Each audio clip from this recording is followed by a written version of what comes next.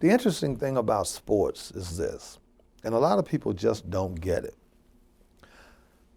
Sports, for the most part, and I mean, not absolutely, but for the most part, is how society should be. When athletes get together in competition or in camaraderie as teammates, between those white lines, on that court, or on that field of strife, there's a respect, there's sort of a relationship where people get along. There's sportsmanship for the most part that's exhibited. It's all the things that are missing in large segments of society.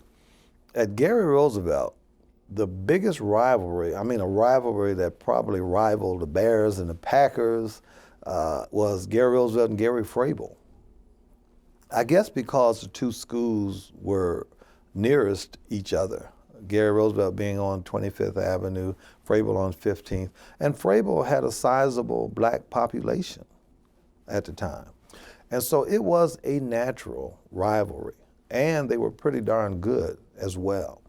You know, if I see a Frable guy walk into a room, like Ghostbusters, you put the signs up, beware. So we have a lot of fun with that. But it was a great rivalry. And what it did was, it kind of made both of us, and I mean both of us meaning the institutions, better because we tried to outdo each other in every respect. Now, Frable did have the benefit being in a school that was majority white, and so they had amenities, let's say, some things that we didn't have, but then they had some things working against them too. They had a certain day where they could swim, the pool had to be drained, and then the pool was made ready for the regular student body and things like that. So we didn't have to encounter those things. Roosevelt and Frable played. It was not just the Roosevelt fans and the Frable fans there. It was Gary's folks there to see Roosevelt and Frable. That was big stuff. And if we were playing one of the all-white schools, their fan base was still there, rivaling our fan base. There was no taunting back and forth, no racial epithets, none of that.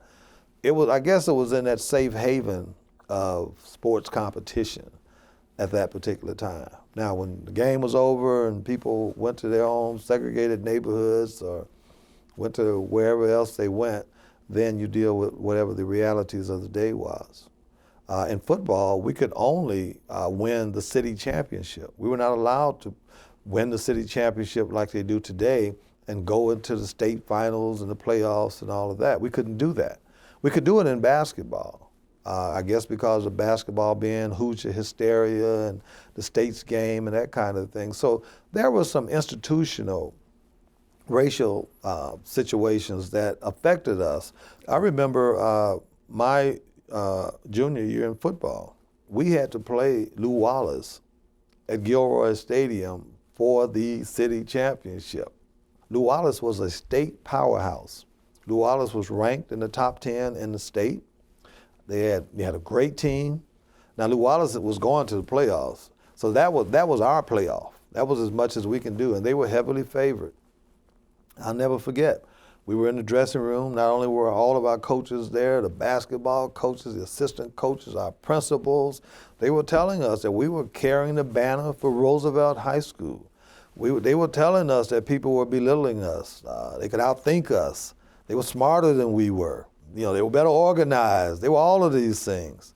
And I tell you, we went out there on that field with fire in our eyes, and I think by the halftime, we had pretty much had their entire starting backfield have to leave the game. We wound up winning the game 25-6, winning the city championship. And I can't sit here and tell you that those things that were told to us from a historical perspective did not fuel our performance. But when you look at the kids, the 15, the 16, the 17-year-olds, maybe at that point it just not had been taught and acquired, because in the competition, we played Lew Wallace High School, Word High School. Those schools were all white when I was playing, and we'd stomp them. We would stomp them. But you know what those guys would do? They'd shake our hands on the court, man. They'd come to watch our practices just to see how we executed. And we joke back and forth, laugh and joke, because, at that stage, the racism had not been acquired, hadn't been taught by the adults, or they had not grown up as adults and gone into environments, either work, college, or whatever, where the racism was reinforced. Kids were kids, they were innocent. And again, as I say, with athletes, it was just a whole different kind of bonding.